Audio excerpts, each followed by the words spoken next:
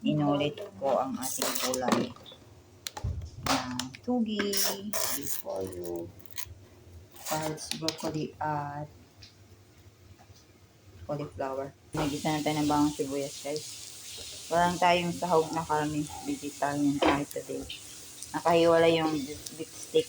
So, may added broccoli and cauliflower. Tatapan natin, guys, para ilagay na ang repolyo at carrots. Ilagay na natin ang carrots, guys. Yan. Punong-puno na siya, guys. Ito na rin yung tugi. Maya natin haluin, guys. Pakuloyin lang natin yung konti. Then, haluin natin later.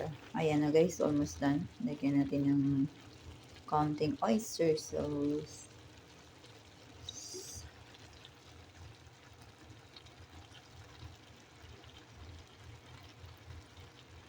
So, done, guys. Bye!